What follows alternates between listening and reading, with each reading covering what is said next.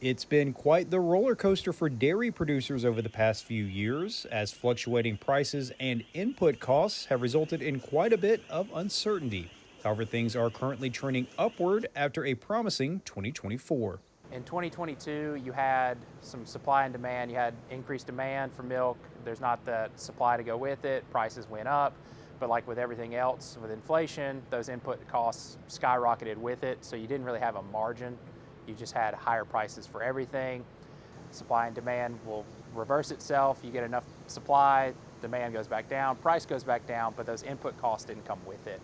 And so 23, you saw the margin shrink or disappear completely. 24, you finally had those feed costs, labor, fuel, some of these things the farmers really can't control come back down to where the milk price was, and demand has been relatively stable.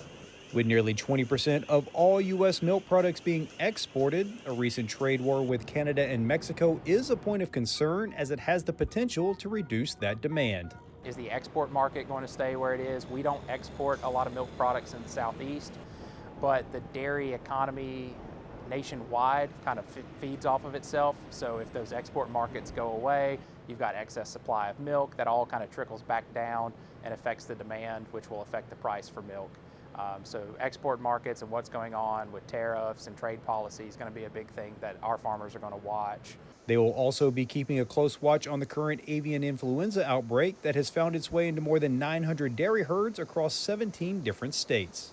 Our producers are keeping an eye on it. I wouldn't say that anyone is worried, but we're paying attention, and that's what we should be doing. We're in constant communication with the Department of Agriculture here in Georgia to come up with a plan if it does come to the Southeast, but our farmers are just keeping an eye on it, doing what they can on their farm to beef up biosecurity and prepare.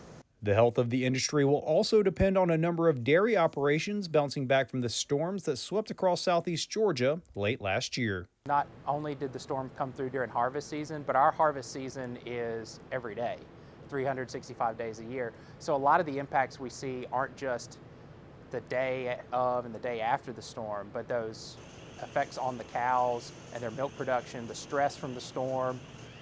You can feel that for weeks afterwards, decreased milk production.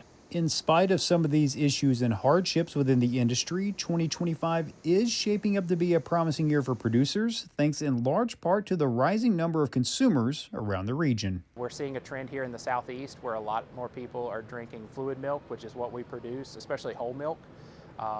And so we're quietly optimistic for a good year for dairy farmers, and we're just happy to see that trend in fluid milk consumption and dairy consumption overall continue to tick up. Reporting from Perry, I'm Damon Jones for the Farm Monitor.